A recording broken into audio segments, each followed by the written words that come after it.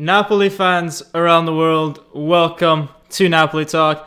Napoli have beat Parma 2-0 at the Stadio Diego Armando Maradona.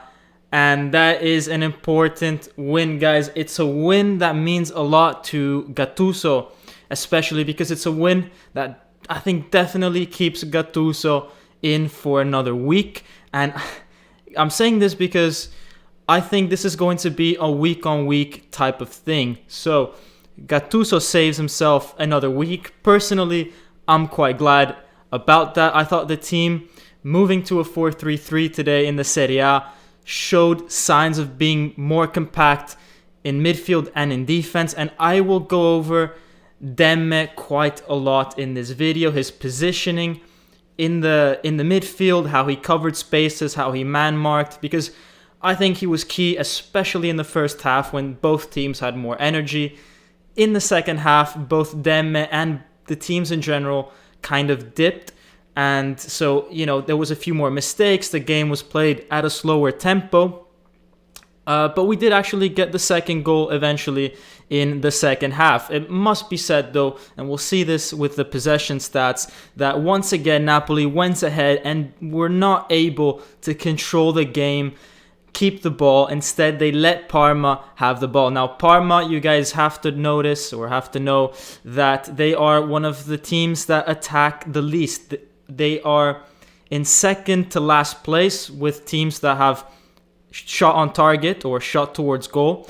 Genoa, our next opponent, are last placed. So we've got today Parma and the next game Genoa against two teams that don't go forward very much. So it might seem like 4-3-3 works out and that it's a more solid formation, but keep in mind that Parma and Genoa are not the teams that we have to hold as benchmark for this. So before I go into any more, let's just read some of your comments, some of your first reactions of the video. And guys, make sure that if you're following, you smash that like button. I have a really important initiative, guys.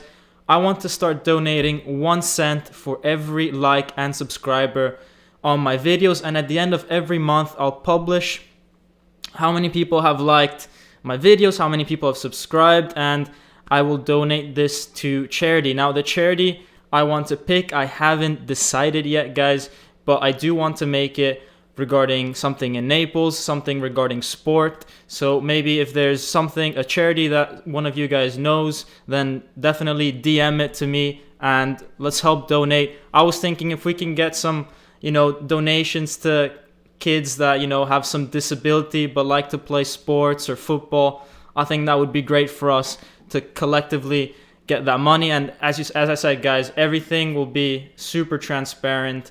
I'll be publishing all the data, so you guys will know for a fact that this is where the money is going. Obviously, it doesn't cost you guys anything to like and subscribe, but it's our way to give back in our little bit to Napoli and other kids who are less fortunate than us. So I had that idea. Let me guys know if you want to join in by smashing that like button and subscribing. Now, moving on to today's game, as I said, let's have a look at some of your comments, guys. Max, for the very first one, even while the game was going on, Maximus, I'll just call you Maximus because your full name is too long, was saying if we can't beat Parma today, then it's time to pack it in. We beat Parma, guys. So, as I said, Gattuso keeps his job for another week. Girish Kumar is saying, Manola's playing right back is something to look into. He played well for 10 minutes at that position. Guys, Gattuso made a lot of defensive-minded substitutions in the second half with about 10-15 minutes to go. He basically put in Maksimovic, Koulibaly, Manola. So in defense, we had Maksimovic, Koulibaly, Manolas and Hizai after taking off and Di Lorenzo. So quite defensive formation to keep the score at 1-0. We actually ended up scoring a second goal. But it was kind of unclear exactly where everybody was positioned. And I don't see this as being something that he does from the start. It might just be something he puts on the last 5 minutes in games. Salvatore Di Brita is saying, ugly second half, but 3 points are 3 points. Exactly, that's what we needed. That's what Gattuso needed. Honestly, guys, we've played so well sometimes, and we didn't get a win. When we play a bit less well, but definitely we still deserve to win, then let's just, take that win and move on, because there's teams out there that are losing, teams that are not winning. I mean, just look at Atalanta. They lost 3-1 to Lazio. And, other teams got pretty lucky this weekend. If you look at Milan, 2-1 against Bologna with 2 penalties. Donnarumma, man of the match. How long is that Milan ride gonna last, guys? Who knows? Arman is saying, tonight you can think like that, but after this performance, I'm pretty sure we'll get completely destroyed against Juve. That's why I wouldn't really celebrate this. While you are right that against tougher teams, we might get caught out, we need to celebrate these. Because, guys, here's the thing. Here's the thing that I just want to say. We keep complaining about this team whenever we don't win. And if we can't even celebrate the times that we do win, then what is the point of supporting this team? You've got to celebrate the small things. That's what keeps you going. That's what gives you the fire to go on and try to win again. The people that don't celebrate the small things, whether it's football or in life, they just sort of burn out towards the end. So we need to celebrate even these ugly wins, and then obviously criticize when it's time to criticize. And even in a win, it's time to criticize at times, but let's also make sure that we remember that we did win. That's the key, guys. Because otherwise, there's no fun in this, right? If we just always complain. So, Maximus is saying, Elma should definitely be starting from now on. Hopefully the 4-3-3 is here to stay, and Petagna's crosses are on point. What is with Napoli and struggling in the second half now? Guys, Petagna's crosses are bullets. The goal that Lozano scored against Sampdoria from, I think, a Petagna cross was basically that ball hit Lozano in the head. Something like this happened again in this game. We'll go over that chance. But yeah, Petagna just has a way to just, smack the ball right into Lozano's head. So, if that's what Petagna does best, then, hopefully he can get into those crossing positions a bit more, because he's not actually scoring that much himself. I think he's got, maybe 5 goals this year. Someone correct me if I'm wrong. But yeah, definitely not enough. This was his 8th start in Serie A this year. It's probably more games than he ever expected, guys. But he'd be kicking himself that he didn't do more in these 8 games, because sooner or later, Osimhen and Mertens will be back. We'll talk about the Mertens situation later on after we analyze this game, because, that's a big talking point right now. Mertens, as some of you or most of you know, he is injured once again because Gattuso risked him in the Spezia game when he was, quote, by Gattuso, only at 30% fitness. So we'll analyze that as well. Probably Gattuso will get asked that in his press conference, and we'll go over the press conference as well.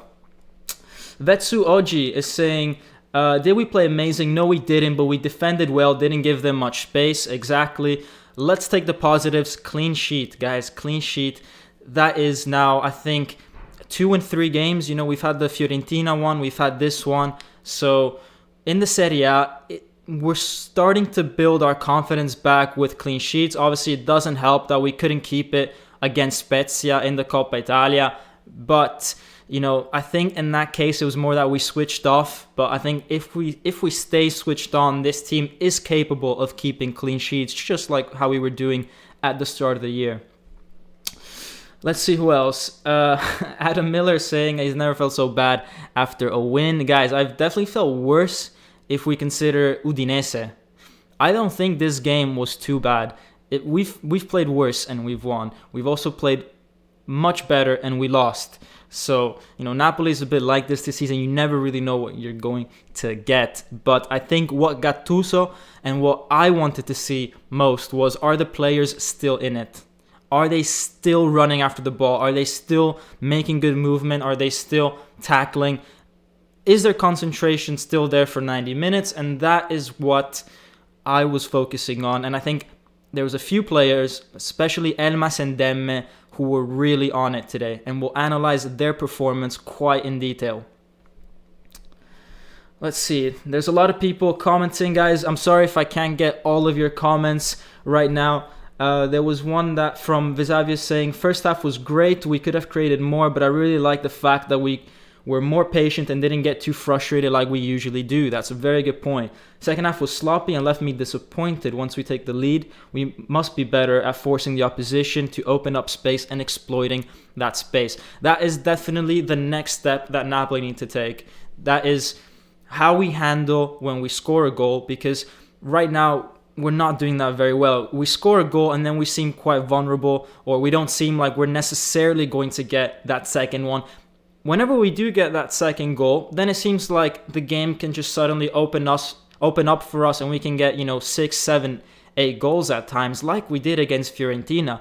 But it's that transition from 1 to 2 which is really hard for Napoli. They don't know when it's from 1 to 2 whether to defend that 1-0, whether to play like it's 0-0, whether to go and get that second goal. And it seems like we don't really have a plan for when that happens. And then when it's 2-0, the game's over, and it's easy for us to use our technical superiority over most teams to just demolish them. But it's that 1-0 to 2-0 that we need to understand how we're going to manage that. And that's Gattuso that needs to figure out what kind of team we are. And maybe he doesn't feel like we're the type of team that is good enough to still play 100% attacking football when it's 1-0. I think maybe he's still hesitant and wants the team to maybe, keep it tight at the back, because we saw what happened, for example, with Verona. We didn't keep it tight and Verona scored 3 goals. So maybe he was a bit hesitant in this situation. But it wasn't a good second half at all. As Jorge is saying, the tempo was so slow throughout the game, but that benefited us a lot, keeping the tempo slow, I guess, when you're winning the game. So at the end of the day, guys, it didn't go too badly. Girish Kumar is saying, Politano has got 7 goals in all competitions. Amazing for a player who has only made sub appearances, but not when you realize most of them weren't really important. Today's was vital. Guys, today's was vital. Against Benevento, it was vital.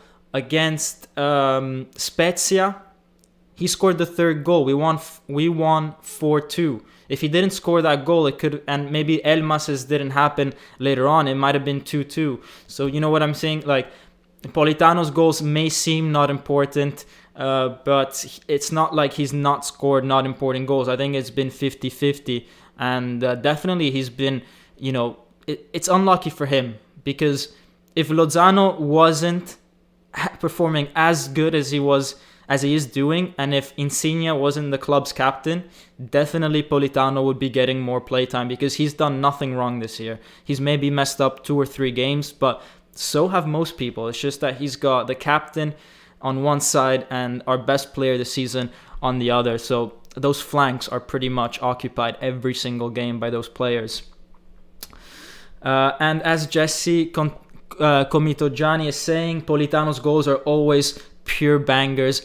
When Politano's on the field, guys, that something crazy can happen. Even the Spezia one, guys, it was such a deft touch to bring it over the keeper. It wasn't his usual thunderbolt, but it's class. It's class. I like him as a player. I was disappointed a few years back when we tried to get him and from Sassuolo, and we didn't. We had to wait an extra 1.5 2 years to get him, because I thought with Politano in that team, Napoli maybe could have won the Serie A that season where we finished 2nd, and Politano was probably at his peak at that point. Guys, we've been talking a lot about players. I think then, before we go on to the player ratings, let's take a look at some of the key moments in this game. And as I said, I'm going to take a look into Elmas and Emme a bit more in detail. But make sure you guys are smashing that like button. As I said, I want to donate 1 cent to every one cent for every like and every new subscriber every single month to a charity. If you guys have a good charity in mind, DM that to me. Hopefully something in Naples with kids trying to play football, maybe with a disability or something like that. I think that would be nice. But anyways, let's go on to the pictures right now. So we've got First goal for Napoli. Demme threw ball to Elmas, and this was made possible thanks to also the movement of Insigne and Politano that open up the space for Elmas, drag defenders away from him, and then all of a sudden Elmas finds himself in the middle. At that point, the defenders all go towards Elmas, and look at this, guys. If he had a purple or a blue and red striped shirt with a number 10 on the back with Messi written behind him, this goal would have been on every single social media, newspaper, everything. Elmas showing that he's a little diamond, getting past all those players, sticking the ball in the corner. Brilliant, brilliant, brilliant goal by Elmas. Salvatore Di Brita is saying, how can we get money to you for the donation? Guys, honestly, I haven't thought of that yet. I will try to definitely set something up in case you guys want to, or maybe I can just post a link on one of my social media and you guys can click on the link and donate yourself on your own free time. But yeah, that's definitely something I think we should do as a community, because why not? It doesn't cost us anything except a little bit of what we have. And then you've got Elmas, who he's making all these great movements. You saw the one for his goal. And then in the second half, you've got this great piece of play by Napoli, not to be underestimated. And this is where you can really see Gattuso's training tactics come into play. This what happens here, everybody knows what they need to do at the perfect timing. And it's definitely something that Gattuso works on in the training field. You've got Elmas that is making this movement, Insigne with the ball, 1-2 with Demme, who gets into the right position. It opens up this space for Elmas, takes a shot, and a curling shot, and the goalkeeper saves it. But the movement that he did there is definitely something that they worked on in the training field. So you've got Elmas and Demme linking up once again, creating movement with each other, creating spaces, linking up really well. And I think this was Elmas's probably best performance in a very, very long time for Napoli. He looked extremely lively, and he had a really good link-up play with Demme, which is key because Demme is here to stay, guys. And the next few slides, before we get into Demme, let's look at Napoli's second goal. There's a cross coming in. I think it was it Di Lorenzo, guys? I think it was Di Lorenzo. The defender tries to clear it. Horrible clearance straight to our boy Politano, who then takes a shot. I think deflects basically off that same defender and in. But credit to Politano for taking that shot, guys, because fortune favors the brave. You've got to take your shot to score. That is something Parma didn't do, guys. They never shot. So, you take a shot, you might score. You might not, but you might. So, it's something. It's why Politano is so crucial to have in your team, because he doesn't wait for the most perfect opportunity to shoot. He just shoots, and if it goes well, it goes well. Most of the time, it actually does, because he's got a really good shot. He's got a better shot than Insigne. He's just so underrated. And you've got here Politano again in one where 2-0 up at this point, trying to recover the ball. He played really well, trying to recover the ball. Backheels it to Insigne. Insigne hits the post with his left foot. Hesitated a little bit. He was like, I'm not sure if I'm going to take this shot with my left foot. Did it anyways, hit the post. Insigne maybe could do this a bit more. He's not got a bad left foot. I remember a goal in a 4-0 win against Milan a few years ago with his left foot. And definitely needs to try it a bit more because it could be dangerous. It's unexpected. He hit the post. And how many times maybe could he have taken shots with his left foot instead of cutting into his right and trying to curl it in? So something to think about there, Lorenzo Insigne.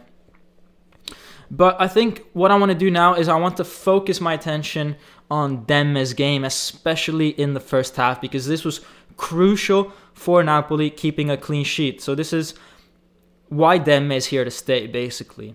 And you've got Demme who's pressing, and the way he presses is so good. He's already 100% committed right now, and he does it at a perfect time. He does it when the ball is being played, but the player hasn't received it yet. So by the time This player receives the ball. Demme is already cut half that distance. So you have to imagine how close Demme is as soon as that player has the ball. What needs to be noticed is how every other player around him is marked. Every other Napoli player is focused as well on the pressing and is close enough to the Parma players for there not to be an easy pass. For example, you might think that this player can pass the ball down, but you've got Lozano coming in.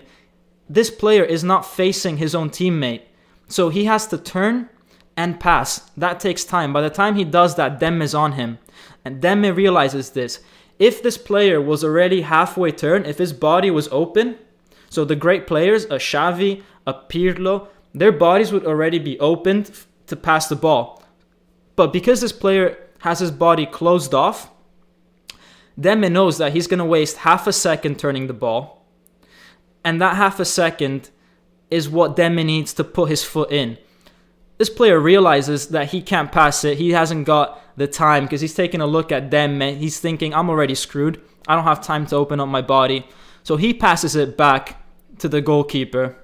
And once he passes it back to the goalkeeper, Demme has made up even more ground. And now he's pressing the goalkeeper. And at this point, the goalkeeper, because everyone's in position already, everyone's pressing, it's a collective team effort press. Because everyone's pressing, then this keeper loses the ball. He kicks it out, Sepe kicks it out, and I think it's Elmas that recovers it. So this is showing Demme's ability to press the ball. I talked about it in the Juventus game as well. He is, I think, one of the best players in Europe at doing this, guys. I swear I've never seen a player who presses so effectively as Demme.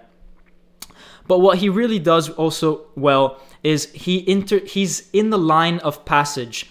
So when Parma have the ball in their own half, Demme is really good at positioning himself between the player with the ball and the most advanced, most dangerous player that Parma could pass the ball to, which is, what would be a straightforward pass. He puts himself right in the middle of that pass, so that player knows he can't pass it over there. He has to pass it wide, and at that point, it's a lot less dangerous. If Demme was maybe 2 steps out of position there, it would have been an easy forward pass for Parma. Parma could have been on a counterattack. Guys, this is the difference between a counterattack and not a counterattack. It seems stupid. It seems like, just any random screenshot in the middle of the game. But this could save you, done right, it could save you 5-6 goals a season, guys. And he's really good at that. When Parma do have the ball in Napoli's half, if they do manage to go there, then Demme switches to, instead of blocking the lines of passing, he switches to man marking. And he does that really well. He goes aggressively on the player that is going to be most likely receiving the ball. Whereas everybody else, you've got Petagna, Zelinski, Elmas, they're zonal. They're blocking the lines of passage, zonal. But Demme, when Parma have the ball in Napoli's half, they go man mark. He goes man marking, and he's really good at that. And there's several occasions you can see here. Everybody is zonal. Demme is man marking. So the player with the ball, this number 15, has to pass it back. So this is what Demme is really good at, being in the right position at the right time. Now, if Parma get even more forward, let's say they get to the flank, then Demme knows that he needs to switch out of man marking and he needs to cover the outside of the box. This is the area where Parma didn't have anyone for Politano's goal.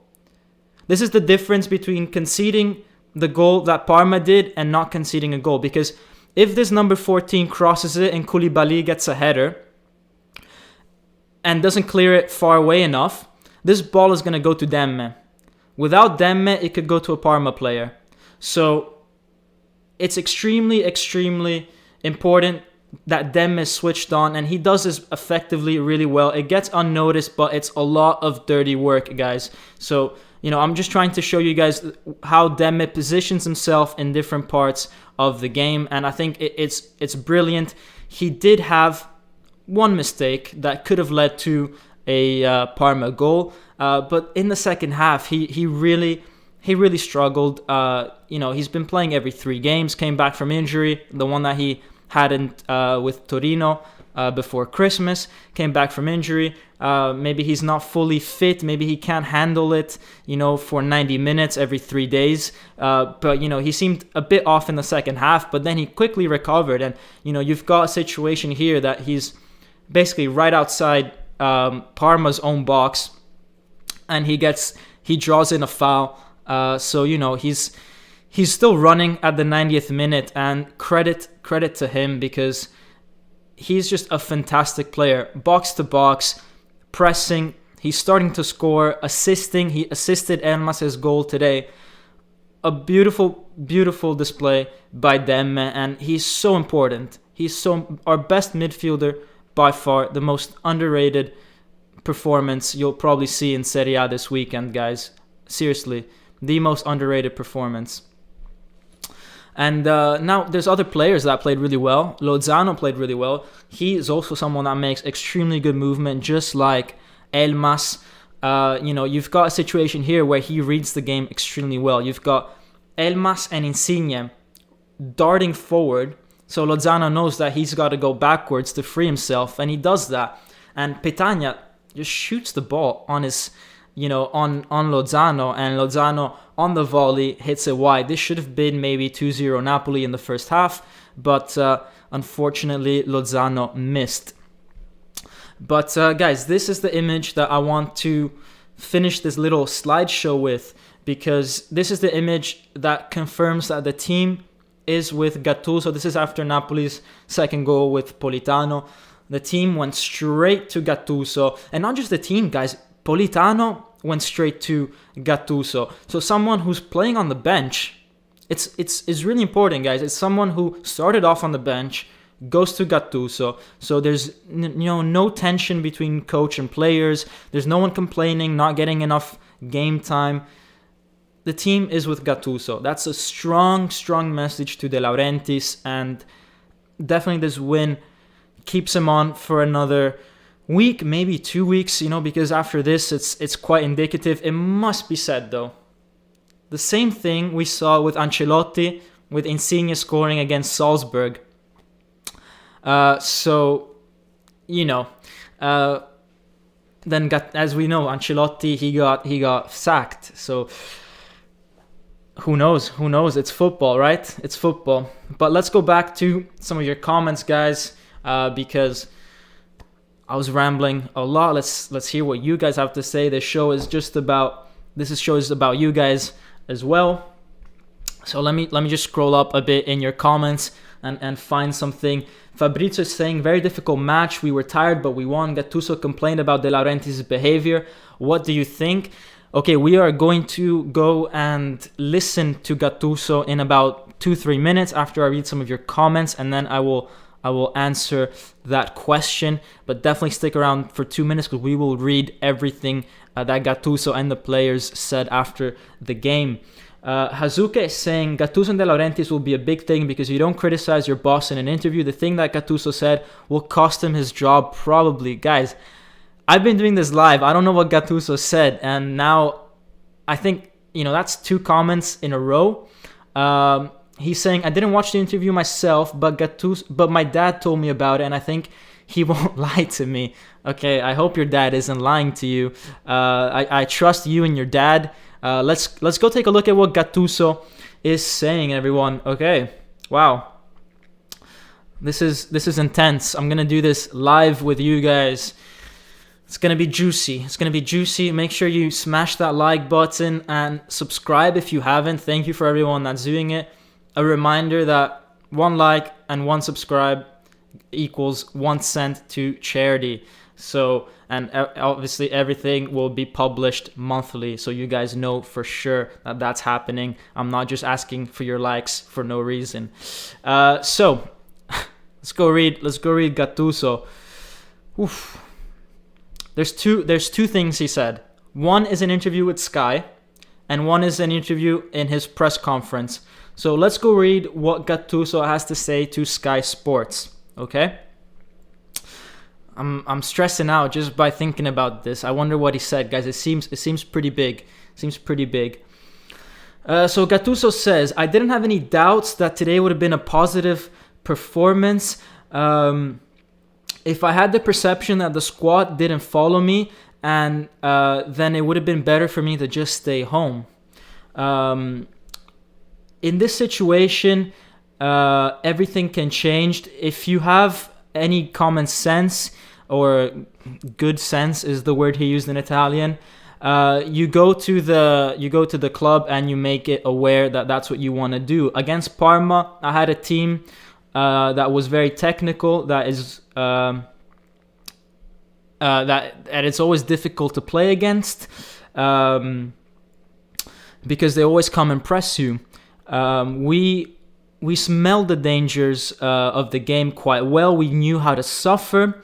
We played as a team. When we put 5 at the back, we did really well. That's when we had Maksimovic, Manolas, Koulibaly, Di Lorenzo, and Hizai. Very defensive formation with 5 at the back. But we only have one striker available for us. If you take away Lukaku and Lautaro from Inter, ... Today we only have Petagna as a striker. Obviously, Osimhen and Mertens were not used today. Mertens went back to Belgium for his ankle, and Osimhen didn't play because they played in recent games. Gattuso said they were only at 30%, and it's not really worth the risk. We saw what happened with Mertens. His ankle got hurt again, so it's really not worth it. Sorry, guys. And then they asked him, so why do you care to say this, about the strikers? And Gattuso says, I'm getting slapped left, right, and center every single day. It seems like we're almost second to last in the league. I get massacred every single time. And then you guys tell me that this doesn't matter, but it is difficult. I try different things, but there's a few players that are out of form. I don't read anything. At most, Lombardo, which is the press person at Napoli, tells me what's going on. I have to work. And now I will touch my... he said he was going to touch his balls, which in Italian means, I'm going to, try to get... It's like knock on wood, So he's saying, I'm going to touch my balls and... maybe I'll lose against Genoa and Atalanta, and then I'll be again up for discussion. But we need a bit of seriousness at Napoli, is what he's saying. He's saying, guys, let's try to be serious. We're not last in the league. Gattuso once again going hot in these press conferences, and then they ask him, "Is what you're saying? Are you saying it against the club, or are you saying it against the fans?" And he's saying, I'm not trying to say anything against anyone for no reason. These are some voices that have started for about a month now, not just for a few days. I hear people talk about me, in every single way. And he's saying, you need class to speak to me. His interviews are getting a bit weird, to be honest. It's also quite difficult to translate some of the, ways of saying in Italian into English. I hear people say that I am, rude, but I hear people saying that I am rude, that I am dying, and I can't coach, but that is simply not true. I am... it's not easy. It's strange what is happening here. If some keyboard trolls that he's calling fans have nothing to do, then that's not my problem. But offending me is by people that offend me that I don't know has no impact on me. This I can't accept, and I won't tolerate it. And they asked him about his renewal of his contract, and he's saying, I'm not looking at that at the moment. I can sign for 5 or 10 years, or I can sign for a few months. That doesn't bother me. I just want to have emotions when I coach. I want to do my job, and I want to talk about the game and nothing else. And on the game, he's saying he liked the team. Technically, no, but we fought. So he liked the fighting spirit that Napoli had. I thought technically, yeah, Napoli wasn't horrible today, but definitely not our best performance. We have a lot of players that are tired at the moment, and we definitely need to recover Mertens and Osimhen as soon as possible. And I think we need Politano to play a bit more. And yeah, we just... It's good that players like Elmas, for example, they're getting back into some sort of rhythm, and they can give players like Bakayoko even more rest. They asked him about the hug that I just showed you guys with Politano and the rest of the team. And Gattuso saying, I insulted Politano. I told them that we needed to... He's doing weird press conferences, guys. But he's saying, I told Politano that we're playing a 5-4-1. After 10 minutes, he still didn't understand what I wanted from him. That I wanted him to go to play in that 4 in the midfield on the right. But after a while, he got it and he scored. But anyways, I have great respect for my players. Then he said, I believe in the work I do. In the morning, I wake up, I have a shower, I put on perfume, I get dressed, and I work with a lot of seriousness. I always did this in my life, but you have to be good, you have to feel like you're wanted. Yeah, that's indicative. You have to feel like you're wanted. So there's a lot of things that he's saying about Gattuso, the club, about how maybe he doesn't feel super wanted at the moment. He's saying, in the training ground, I feel wanted by my players, yes, but I don't feel comfortable with the situation in general that we have here. I'm not really liking the air that I'm breathing here. So he's saying that there's something fishy going on in Naples, guys. And then they ask him the juicy question, how's your rapport with President Aurelio De Laurentiis? And he's saying it's always been good. I can't deny that in the last 15-20 minutes, I've been very disappointed in everything that's happened here. I'm not a hypocrite. There's great respect.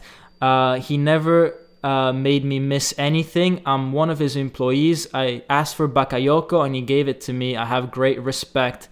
They ask him, so what are you disappointed about? And they say, everything was handled poorly in my opinion, and full stop. This is where it gets juicy, guys. He's saying, it's been handled very badly. I never went and sat with other clubs and discussed my position with them. They called me, but I never answered. I even missed a few appointments. I didn't present myself because I am a correct person. He's obviously talking about Gattuso having phoned up Benitez and other coaches. And he's saying, look, I never answered phone calls when other clubs came looking for me. I never went and looked for other clubs, but you as a president went and called other coaches to see if they would be available to joining you guys. So, shots fired to De Laurentiis. He's saying you didn't behave correctly. Now imagine telling your boss, who can fire you like this, you didn't behave correctly. Ooh, that is juicy. That had to be the end of the interview, guys. Sorry I, said 3 minutes of other stuff, but that was the juicy bit. He's saying that De Laurentiis wasn't behaving correctly. What do you guys think? In the comment section below, do you think that Gattuso should have said that, or do you think that this absolutely cost him his job? Because that takes a lot. That takes a lot to do, guys. That takes a lot to do, and I don't know how this is gonna go. But on the one hand, I'm glad that someone is saying things as they are. Damn, it's refreshing, guys. it is really refreshing that someone comes in and says things as they are.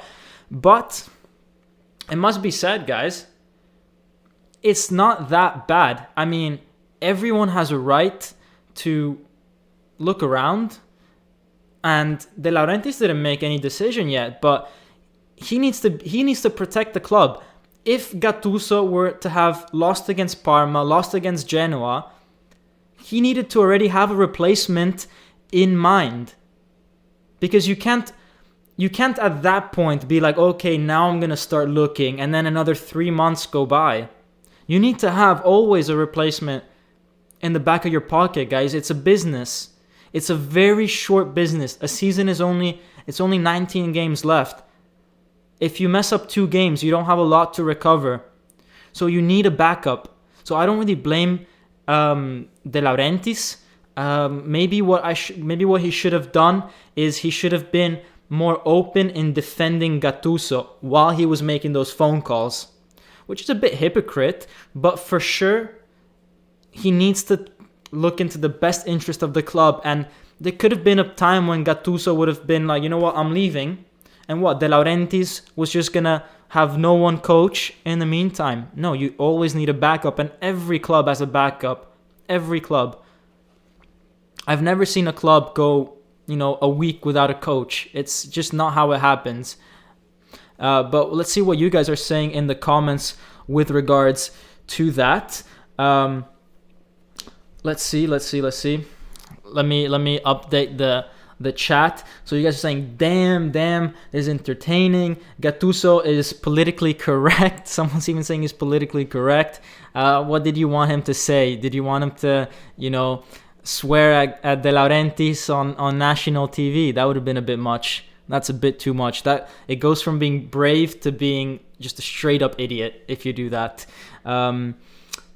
Let's see what else you're getting. Lucas on mobile saying, if Gattuso got sacked, the only kind of manager that should come is a proven serial winner. If not, then I don't see any progress. Exactly, guys. I agree with that. It needs to be someone that has actually maybe won something. I wouldn't go for a Juric. I wouldn't go, for Italiano, Spezia's manager. I feel like they're gonna have as much of a learning curve as Gattuso. Let's go for a manager that's on their way up. I would absolutely love, if we could get Ajax's manager, Ten Hag. I would love that for Napoli, and I think these players could perform so well under that guy. So hopefully him, but that's going to be tough in the middle of the season. It might be at the end of the season. Someone's asking for the player ratings. I'll get to that. It's just that everybody was asking me about this Gattuso. So I had to read out Gattuso. We will get to the player ratings, but now we're on this little Gattuso topic. So I'm just going to finish this up first. Let's see what else you guys have said about that. Giuseppe Serrao saying, I don't see what's wrong with the president looking for other coaches when the team is not doing as expected. Exactly. You need to protect the club. You need to do what's in the best interest of the club, even though it's, maybe on a human level quite bad. But every employer does this. Everyone, guys. And it's a business. This is why they get paid so much, because one day they could be coaching and one day they could be out of a job. It's just how it is. Bezavis is saying Gattuso is way too honest. I love it, but damn. Yeah, guys, it's a bit too much, especially maybe against your own employer who can just sack you like this. It's unfortunate, because I think if he didn't say something like this, then he could have had a few more weeks in him for sure. But after saying this, I wouldn't be surprised if De Laurentiis says, okay, enough is enough. De Laurentiis has a lot of self-respect. A lot. And I don't know if he can tolerate this, because this is Gattuso saying something now. Maybe against Genoa in the next game or against Atalanta, he says something else. And that's his reputation. That's De Laurentiis' reputation on the line. He can't let that fly. I think he needs to set an example, which is unfortunate. But that's unacceptable. You can't really say that about your own employer. You can't really say that, in my opinion. Fabrizio is saying, I'm a Gattuso fan, but now we need calm and tranquility. Forza Napoli. That's another point. I'm also a Gattuso fan. I think he can turn this around. But do we really want to be living in a situation where after every game, even when we win, there's talks about the coach and talks about the president and talks about contracts and talks about, do we really want that?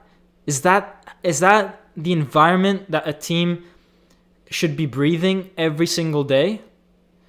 Should they be always on edge on whether their coach is going to be sacked or not sacked? It could bring out the best in players 1, 2, 3 games where they want to prove that they're all behind Gattuso, but in the long run, it's draining. It's draining their energy, their mental capacity. They're thinking about it at home. They're thinking about it on the training field. They're not probably 100% switched on. And when things start to go badly, they'll feel the pressure of not only the game itself, but of trying to keep Gattuso's job. And that's a lot of pressure. So, as Giuseppe is saying, maybe you're right. De Laurentiis won't accept that. Gattuso also needs to think about his future career. Which president would hire him if they know this is what they get? Exactly. Gattuso was very, very, very wrong, in my opinion, to say this to the media. He can say this to De Laurentiis in private, but to the media, nope. I don't think that's something that he needed to do. That's not, especially after a win. I think after a win, you should be riding the momentum. You should be saying thank you thank you De Laurentiis for trusting me for this game. Not that much, but you know what I mean? Like building from that instead of destroying everything you did in the last 90 minutes. But yeah, guys, I mean, these players, they're going to be thinking, damn, like, are we going to get this every single weekend? The fans are thinking that as well. And inevitably, we're going to lose a game. So what happens at that point, guys? What happens when we lose a game? They're going to throw stuff at each other. It's unsustainable. I hope Adiele can be the bigger man, but I fear he's not really capable of that. Gattuso has to take some media training classes ASAP. Exactly. I think someone said this in the last live as well. He definitely needs to take media training classes. But this could also be a tactic by Gattuso. Maybe Gattuso, guys, it could be that Gattuso is done. He wants out. But if he resigns, he doesn't get the money out of it. If De Laurentiis sacks him, then De Laurentiis needs to pay the remainder of Gattuso's contract. So this could be Gattuso's way of saying, look, man, I'm not resigning, but I'm going to make sure that you sack me because I am done. I'm out of this. This is a toxic environment. And he's done. So that could be, maybe that's a theory. I don't know. That just came to my mind right now. Who knows, guys? Who knows? So PNB is saying, respect to Gattuso. This ties in with the whole trust and unity we have in Napoli. Didn't consider us being in third for the longest and still being alive in Europa League. Guys, exactly. I mean, we're still in a shot of being third if we beat Juventus. We're in the Europa League. It's absolutely crazy. And I agree with Gattuso. It's just, you can't say it like this. You can't say it, Claudio Polito is saying, Gattuso has earned the right to say it as it is. He's won everything that can be won as a player. I'm not sure you can, because where do you draw the line? I mean, you could say De Laurentiis doesn't deserve to be treated like this. He's won so much with Napoli. Coppa Italia, Super Cups. Okay, he didn't win the Scudetto, but he's done well with Napoli. So who are you, Gattuso, to tell De Laurentiis how to run a club? De Laurentiis took this club from Serie C to Champions League. The same teams that went in Serie B with us, look at Genoa, similar sized club as Napoli. They were in Serie B with us, and look at where we are, and look at where they are. Obviously, we could have been just like Genoa, Or look at Fiorentina. Fiorentina went down to Serie B. They never recovered. So what De Laurentiis did is not to go unnoticed, and people forget about this, that we've been at the top for a long time, and it's not out of luck. It's thanks to him as well.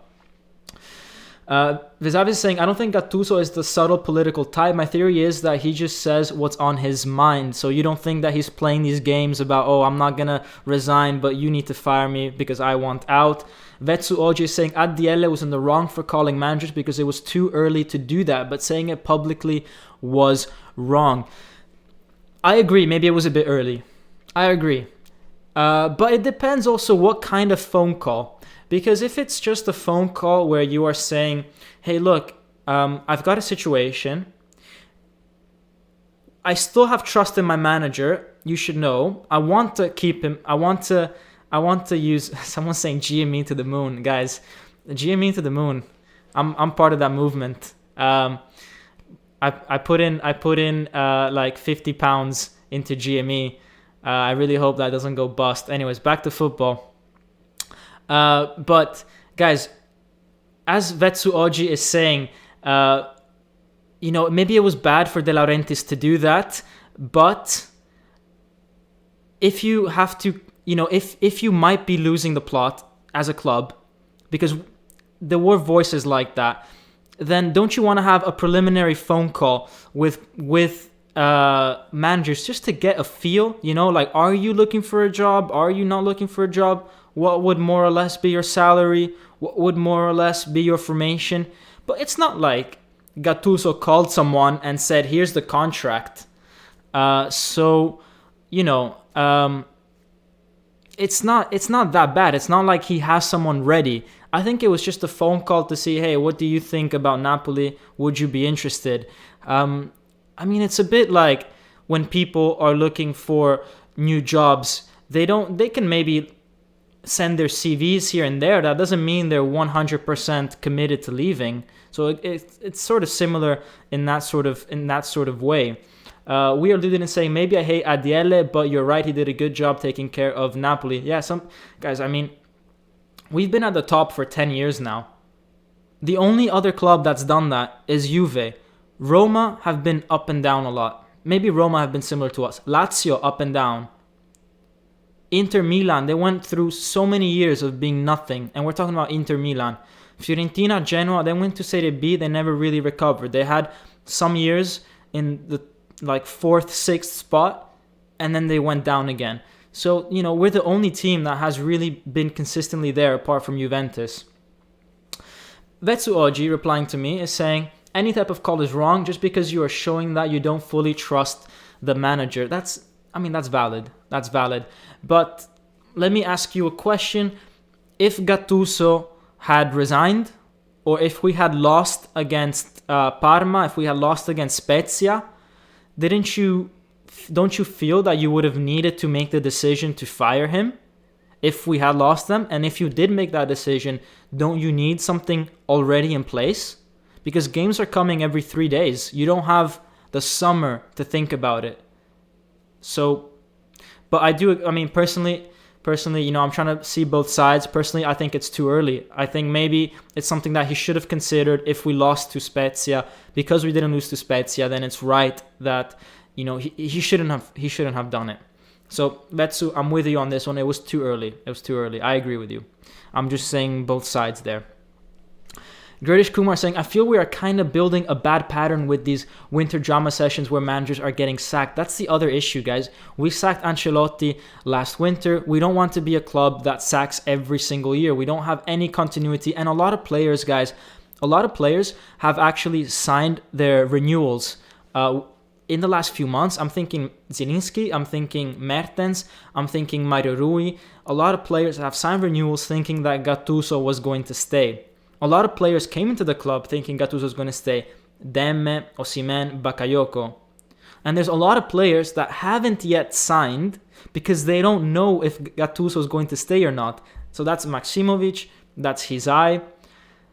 What I'm saying is, a lot of players depend on Gattuso. And it's not the right signal to sack a coach after less than a year or after about a year, because it plays with what these players have agreed to. Vesavi is saying, I agree with Mr. Napoli talk on the calls being normal. I understand Gattuso's feeling though. Mr. Napoli talk. I thought that was someone else, but then I realized I'm Napoli talk, and you just called me Mr. Napoli talk. Yeah, guys, you can call me Napoli talk. You can call me Dom. So yeah, Mr. Napoli talk is a bit strange. The question is saying Gattuso is out, guys. Unfortunately, is that news? Is that news? Are you saying Gattuso has been sacked? Antonino Di Peso is saying we don't know what is DL the real thinking about, but Gattuso supporter, we have only to be happy to play for 3 objectives. However, good chat. So Antonino Di Peso is saying, we're still in line to get Champions League, Europa League, and Coppa Italia. Let's be happy about that. And Gattuso really seems like he's still, wanting to coach for us. I mean, he was screaming the whole time throughout the game. It's definitely not the attitude of someone who's given up. But guys, I think now it's time to finally go over the player ratings right now. Make sure you smash that like button and subscribe. You guys know where that money is going to go to. 1 cent for every like and subscribe will go to charity. We're going to pick a charity, or I'm going to pick a charity in the next few days or weeks. And if you guys have any suggestions, then do let me know. As I said, I want to do something to help kids out in Naples, possibly kids that, want to play more football or sports, but, have a hard time doing that. But let's go to player ratings, guys. So this is the formation that we started off with, 4-3-3. Later it went to a 5-4-1 with the different substitutions that we put in. I'm going to give Gattuso straight off the bat a 6.5 because, as I said, he was shouting the whole game, keeping the team concentrated. We kept a clean sheet. We scored 2 goals. He made two really, really critical decisions in starting with a 4-3-3 and admitting that maybe the 4-2-3-1 isn't what we need right now without Osimhen. So that's credit to him, and credit to him for going 5-4-1 in the last 10 minutes, because this Napoli team needs a bit more solidity, and I think, it's not the best formation to use in my opinion, but it gives a team a signal, guys, let's not throw this away, let's defend, let's keep the score 1-0, and we actually got a second goal from that. So credit to Gattuso for risking, trying something new, and it worked out. Credit where credit is due. A few players had average games. Petagna, Zielinski, Mario Rui, Koulibaly, they didn't really do much. I thought Koulibaly was so hot and cold. There was some moments that Koulibaly was brilliant, great tackles. Other moments where he was out of position, and that really worries me at times. I think Koulibaly sometimes needs to hold his line a bit more. He comes out of the line, leaves a gap behind him a bit too much. But I think Manolas did really well covering for Koulibaly, and I think that Ospina was brilliant at the back. He didn't have too much to do, but the few times that Parma had a corner, Ospina every time with his punch got to the ball. And, it's what you want from your keeper. You want your keeper on crosses to be there. Meret sometimes stays in goal too much. What you want is, as a defender, to know that your keeper's there, punching the ball out, putting his body on the line. And thankfully for Ospina, he didn't get hurt today, which is always good. It's always a good news when Ospina doesn't get hurt. But players that played really well. Demme, guys, I covered Demme a lot in this video, about maybe 15 minutes in.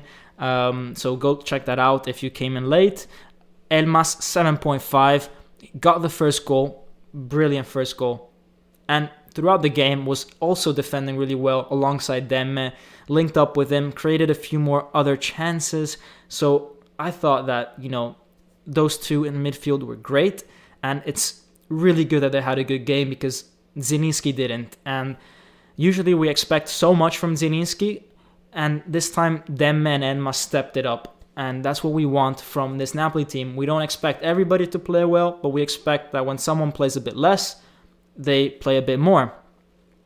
Lozano 6.5 and Insigne 5.5 is saying Pranav. Guys, I don't think Insigne had a horrible game.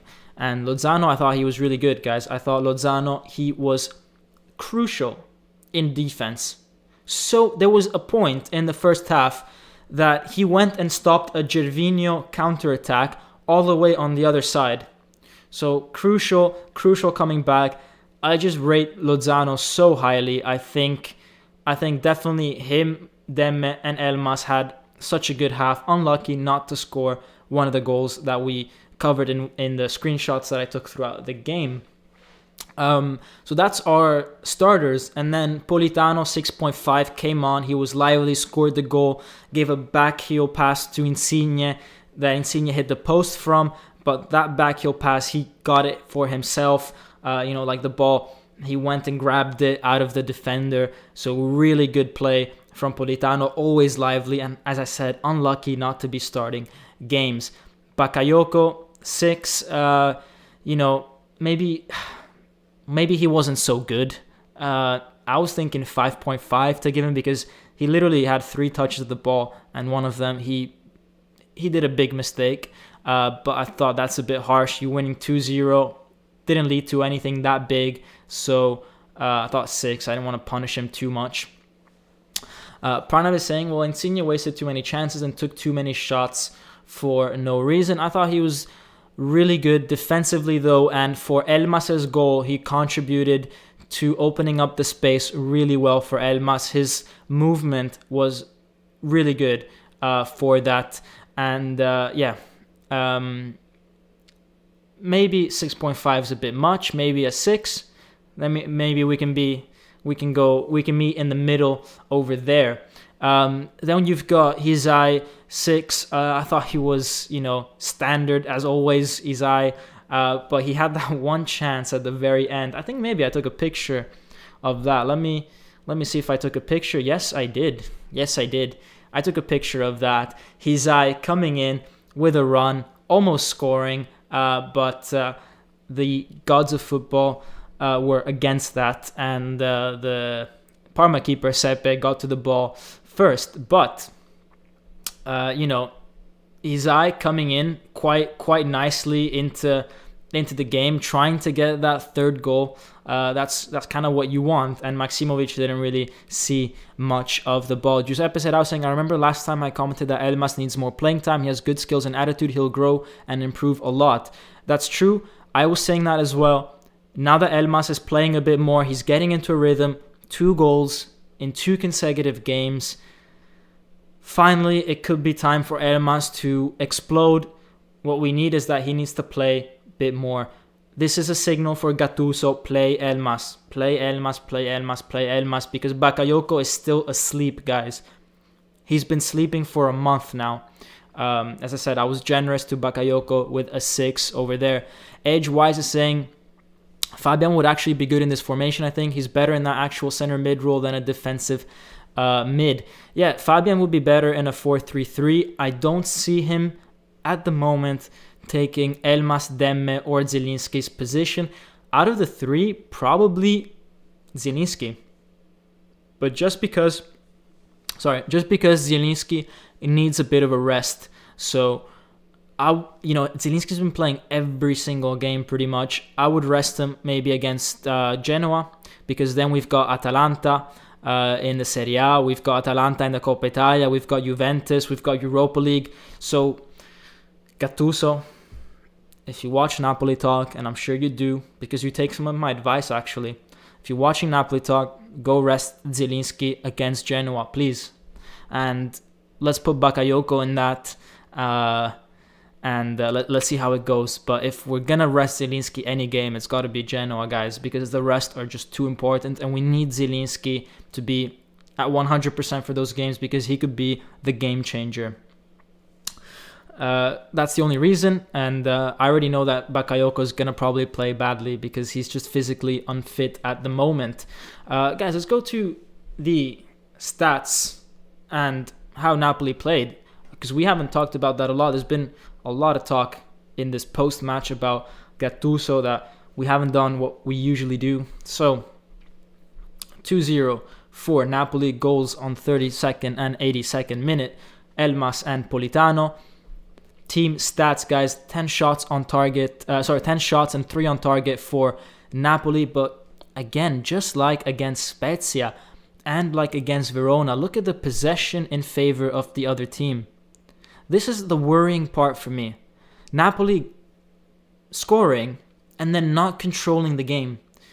Because when it was still 0-0, it wasn't like this. It was a bit more possession for Napoli. When we scored the goal, we concede Parma. We give them the ball. Now, this is great if you want to counterattack, but it's also extremely risky because we're not the best right now at controlling other teams' attacks, as in, like, you know, getting into covering all the crossing spaces and stuff like that. We've conceded a lot of goals in that way. What I want Napoli to do is to keep the ball. Keep it a lot more. I'd like to see a game where we win 1 or 2-0 and we have 65-70% possession, controlled possession. Not possession because we need to score. I want to see possession after we scored. I want to see that after we score, our percentage goes up. So this is the next step for Napoli. Control the game. Control the game. Control the game. If you give the ball away to a better team, they might punish you. And pass accuracy, not that great. Gattuso was saying technically not a good game. Look at this. Pass accuracy, 81%. That's quite low. That's almost our lowest of the season so far. I think I commented on a game that it was around 70-something. But 81 is quite low. Usually, Napoli is 89. On their best days, 92, 93, 91.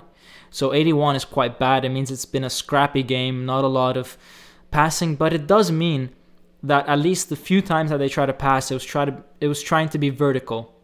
Because when you've got 100% pass accuracy, it also means that you didn't risk it enough. And most importantly, guys, let's take a look at... Oh, and before I move on, as I said here, 6 corners for Parma. Ospina and the defense handled those really, really well. Giuseppe is saying maybe that's a strategy, score a goal and counterattack. This is due to some... and then my image is blocking the rest. It is a strategy. I did advocate for this strategy at times. Let's hit them on the counter. But it's risky. It's still a bit risky because... I don't think we're defensively solid enough yet to just let the other team have the ball for 45 minutes. I think if we get our confidence back a bit and we improve how we cover spaces, then we can do that. But I think in a time where we need to conserve our energy, then I think we should keep the ball because defending takes away more energy than keeping the ball in midfield and just passing it between the midfield and defense. When you're defending and the other team has the ball, you have to cover spaces, shift around. Defending takes away a lot of energy. So this is also why I want Napoli to keep the ball a bit more. But if we look at the league, guys, look at this. This is what Gattuso is saying. We're 4th. What are we talking about here? How are people still complaining about this Napoli team when we are 4th? We're through the Europa League groups, semi-final Coppa Italia and Champions League position with a game in hand on Milan and Inter, so we could be at 40 points, just 6 behind first. No coach in the history of Napoli got sacked by being 6 points behind first. No coach ever. It just doesn't happen. It can't happen. It can't happen, guys. It's just not the way. It's just not the way it should be. You guys are saying Roma are destroying Verona. Let's look at what Roma is doing. Let me just type this onto Google as I speak to you guys, just to see. 1 second. I'd be surprised if they're... Wow, 3-0 in 34 minutes. Verona just turned up against Napoli and then just collapsing against Roma. Goals from Mancini, Mkhitaryan, and Borja Mayoral. Wow. 3 goals in 10 minutes, 20, 22, and 29 minutes for Roma. So Roma are probably going to go ahead of Napoli right now. But if that happens, fine. We've got a game to go. We've got that game against Juventus. So it's fine. It's fine, guys. We're still in it. We're still in it. It would be absurd of Napoli to get rid of Gattuso. And yeah, it's just, I would have, if we do that, we're screwed. We become Chelsea 2.0. Shackman is saying, crazy thing is, we beat Roma and lost to Verona. Guys, it's crazy. We lost to Atalanta. I mean, we beat Atalanta, 4-1, and then we barely win against Udinese. We struggled against Udinese. This team is so crazy. But what is crucial to know is that we lost against Milan, we lost against Inter, and we can't do that. We can't do that if we want to win the title. Now, do we want to win the title? Probably not this year. Last year, we finished technically out of the Europa League spot. We got into the Europa League because of the Coppa Italia, but that's our starting spot. So the goal for this season is top 4. You guys can't expect to all of a sudden win the league. What is happening with Milan now is a fluke. It doesn't happen that much, and they've got 14 penalties in 20 games. Napoli would be 7 points ahead of everyone if we had 14 penalties in 20 games.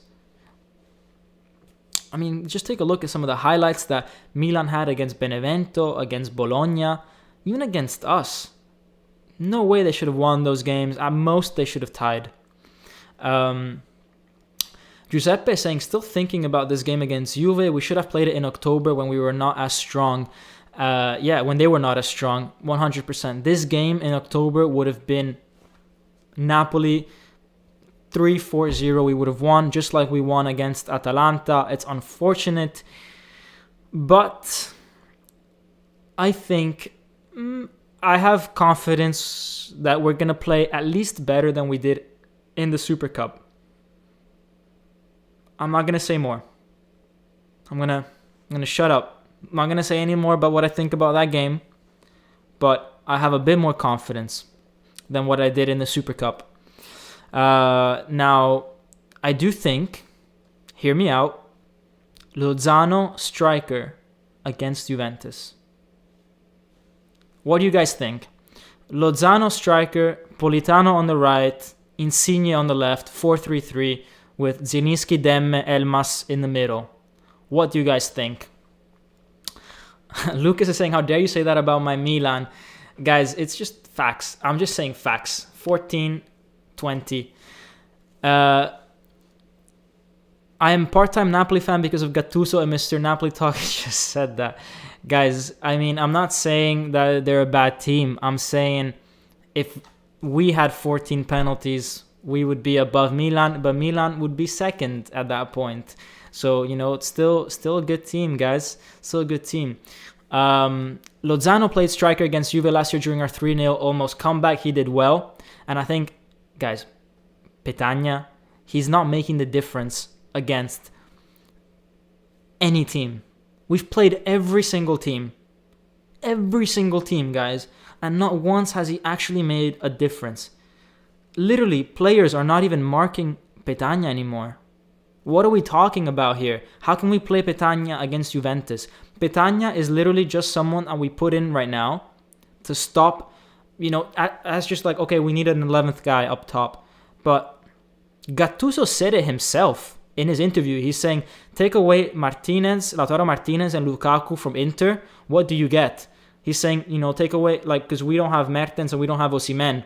And that's quite offensive to Petagna. He's admitting that Petagna's third choice, but I mean, it's kind of obvious that he is.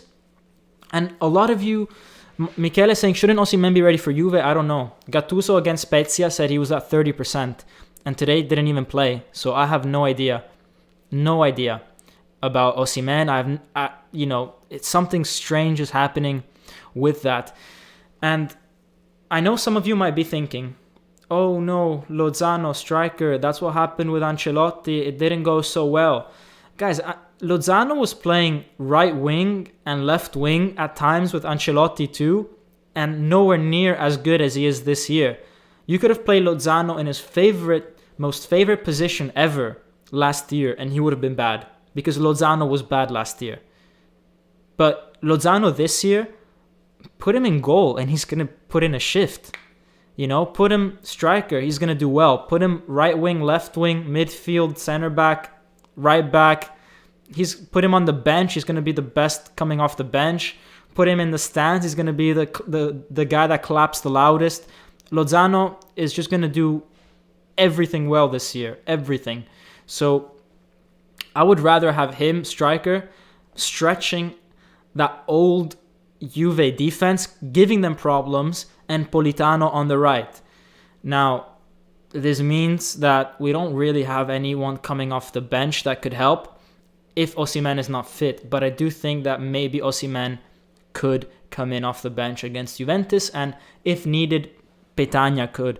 But at least he's coming in the last 20 minutes, and hopefully when other players are a bit more tired, he can then make the difference.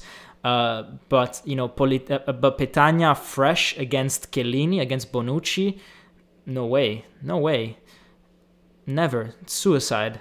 That's suicide. So that would be my formation. Let's see if Gattuso agrees. And yeah, that'll be an interesting game. Potentially, that's going to be something against Atalanta as well, because let's not forget that Politano played really well against Atalanta a few months ago. So maybe it's worth, doing a little rehearsal with Atalanta for the Juventus game. Who knows? Or maybe Gattuso wants to keep that to himself. But guys, let's see. Collective Macri saying, hey man, Juventus fan dropping by. What's up, Juventus fan? We appreciate all fans. Keep doing what you're doing. You can analyze footy very well. Hope Napoli do well in Europa League. Good luck. Thank you. Honestly. Collective Macri, you have my respect because you analyze... Well, thank you for saying I analyze football well, but you are a respectful rival fan. Thank you. You're not a troll. And that's really how it should be. For those of you that are listening to Napoli Talk since I started, I've never said anything, against other teams. I'm just not interested in other teams, what they do, their games. At most, I say something objective, such as Milan 14 penalties. But you won't hear me talk about, other teams this, other teams that, bashing other teams. I'm just not interested. That's not my vibe. So, I respect other fans that have that same sort of mentality as me. Just focus, on your own team. Love your team more than you hate the others, for sure. Edgewise is saying, I think we need to find a good player to back up Insigne when he's tired, and also maybe to light a fire under Insigne. He knows that no matter how bad he plays, he's still going to be a starter. I agree with that. The problem is, with Insigne, you're always going to make a mistake. When you play Insigne and he plays bad, you're going to make a mistake. If you don't play Insigne, then you're going to make a mistake because people are going to say, oh, now Napoli are having issues with Insigne. Oh, he's going to leave the club. And, you don't want that rumor around your club captain. So it's always difficult handling Insigne. It seems like you can never get it right. The only time you get it right is when he plays and he plays well. That's really the only time. And even then, there's people saying, oh, but we should have played so-and-so. Personally, I think right now we don't really have a sub for Insigne. Elmas can play in that position. Lozano can play there and put Politano on the right. But it's true, we don't have someone that consistently can come on for him. And honestly, I like Elmas' midfield. I like him driving at people from the middle or from the side, but coming in from behind. I like that. I think he plays better in that position because he's got a lot of pace and he's got a lot of defensive awareness as well to play in the middle. It'd be a waste not to put him there. I would rather have him there than Fabian at the moment. If we get a better midfielder, than, for example, Fabian, and we play that guy there, then sure, Elmas can go to the left. But for now, I'd rather have Elmas there 100%. This is when Fabian gets back from COVID. Oli is saying, love the content. Mimo, that's what you call people that are called Domenico in Italy. Thanks, man. I actually know Oli. Thanks, man. Hope you're doing well. Happy that you turned up to the chat. Let's see what we got here. Alessio Lucchini saying, if we have Mertens and Osimhen back, we have a chance against Juve. Guys, Mertens isn't coming back against Juve. He's been sent to Belgium for a week. I don't know why these players go to Belgium to get rehab. Surely there's enough facilities in Italy. But anyways, he went back to Belgium. I think he went with the doctor of the Belgian national team. And he's staying there for at least a week. And for him to go all the way to Belgium means it's not something quick. I wouldn't be surprised if Mertens is out for another month. I don't see him back in time for the Juventus game on the 13th of February. So, guys, now let's hope that we win that game, guys. I'm really hoping we win that game because that's make or break for our season, I think. Unless, of course, we get a good run in the Europa League and Coppa Italia. But for sure, that game for the Serie A is the key one. That's in or out of Champions League football for me.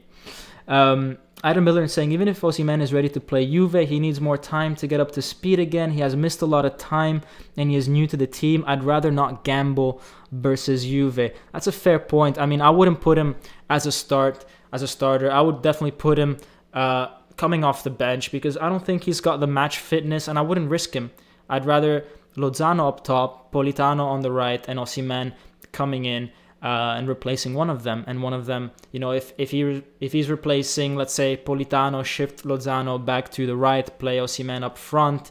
But yeah, I agree with that. Let's not risk it because we saw what happened with Mertens when we risked him against Spezia. He wasn't fully recovered and it was game over for him. Age-wise, if we sell Fabian, we can buy someone of De Paul's class at least, and then some more to allocate to our left-back replacement. I would love De Paul, guys. He is a baller. There's players that play well, and then there's ballers. Players that they're born with the football at their feet. Elmas is one of them. Zielinski is one of them. De Paul is one of them.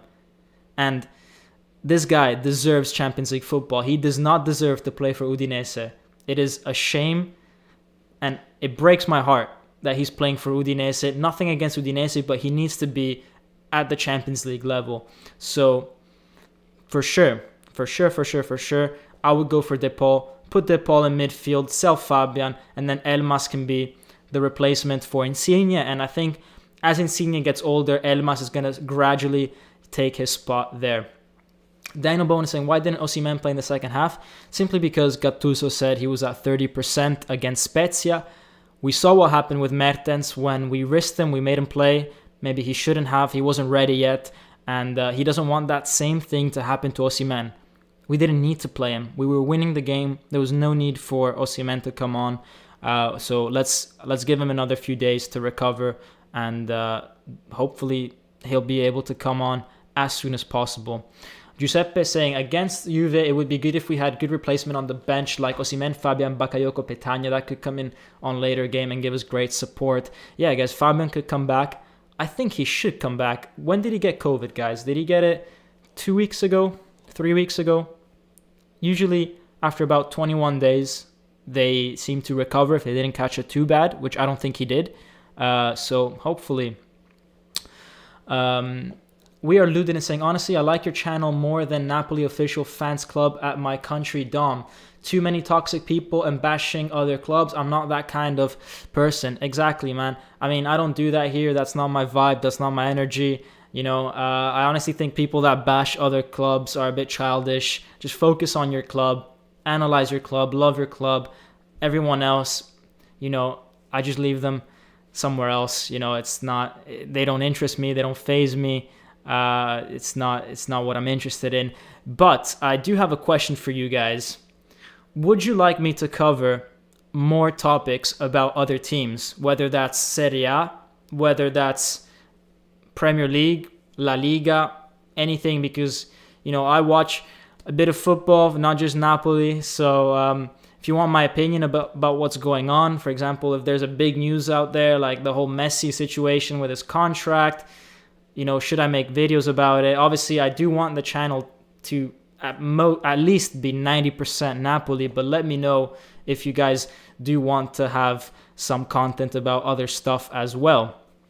If you want me to cover that in some special occasions, I wouldn't do it for some random game, but let's say there's a huge game like a Juve Milan. Do you guys want me to do a reaction show after the game, or do you guys just want me to focus on Napoli?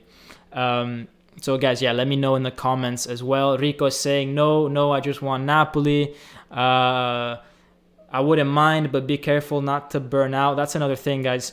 Part of the reason why I'm doing the lives is actually I'm trying not to burn out, because doing the lives for me, it just means turning on the camera for, obviously doing a bit of work before with all my slides, with all the tactical analysis, player ratings. I do that during the game, so I have one eye on the game and one eye on what I'm trying to do. But I only have to be in front of the camera working for an hour and a half, including templates and all that. But if I do my regular videos that I used to do when I first started, those took me 4 or 5 hours to edit, the 10-minute ones. So I'm trying not to burn out by doing the lives, because those ones were burning me out quite a lot. And I feel like I like these a bit more. I can interact with you guys. You guys can share your opinions a bit more. And they also get a bit more traction. So why not? It's a win-win-win situation. Okay, so cool. I guess I won't cover that. I think what I will do is that maybe I'll cover big finals and maybe Italy. So whenever the Azzurri play, especially if it's, the Euros, World Cup, stuff like that, I think I'll cover that, because it means that Napoli's not playing. So why not? Unless I'm on vacation on a beach somewhere. But guys, there are 41 of you. If any one of you hasn't smashed that like button, do it, because it's going to a good cause.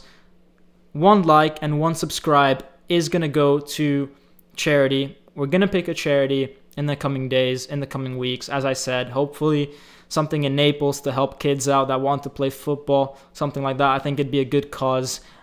So yeah, definitely let me know if you've got something in mind. I'll check it out, and then I'll make a decision sometime soon about it. And just for everyone's, so that no one thinks I'm saying this just to get likes on my videos, I will publish this information every month. I'll add up all the likes and new subscribers, and obviously give out to charity accordingly. And I'll put a link maybe in my bio or something like that on social media, or I'll find a way to, if you guys want to add in a bit more yourselves and help the cause, then you guys can donate as well. But I think it'd be good for us to do something like that, because I think, if you've got a platform like I do now of 850 people, it's if I don't organize these things, then who does, right? Obviously it's still a small channel, but it is a bit of power having 850 people. So I want to use that in as much of a good way as possible, and especially helping Naples and the community there, because I sometimes feel a bit bad that I'm not there, working there, not contributing to, paying taxes in Italy and all that sort of stuff, because I'm in the UK right now. So, it's maybe my way of giving back a little bit. So, let's do that, and let's get to 1,000. If we get to 1,000, guys, you might even get a cheeky video of me making some food. Who knows, something like that. Or maybe a challenge, maybe a keep up or juggling challenge, guys. Maybe something like that. Maybe 1,000 keep up or keepy uppies or juggling things. I probably won't be able to do 1,000, but I'll try my best, and I'll post a video about me doing that. So, guys, I think that is all. I don't want to hold up your Sundays too much. It's been fun, an hour and a half. Thank you. I enjoyed this so much. Free kick challenge. Yeah, I could do that. Yeah, let me know what kind of challenge, football challenge, free kick challenge. I love your idea of the charity and giving back to people who are in need. Thanks. No problem, man. No problem. We try to do what we can. So yeah, seems like you guys want a free kick challenge. Sure. Okay, can do. All right. Are you good at pens? Man, I am. Pens is my specialty. No, I'm quite good at set pieces, to be honest, guys. I've played a bit of football at a decent level. Free kicks, penalties, those kind of things, corners, those are my specialty. Yeah, anything else, if it's about running, I don't want to run. I'm very much like Balotelli in that in those things. If you're asking me to go box to box, I won't do it. I just won't. But if it's a nice free kick opportunity, then I'm all up for that. So, FIFA tourney, says Zen Ed. Yo, let's get a FIFA tournament set up with all, what is it, 850 of you guys? Sure. Maybe when the season ends, the situation's a bit more calm with the amount of videos, I'll set up a FIFA tournament, and yeah, that'd be dope if we can do that. So great ideas, guys, and I'll think about all this stuff for sure. So yeah, but that's everything for now, and as always, Forza Napoli sempre.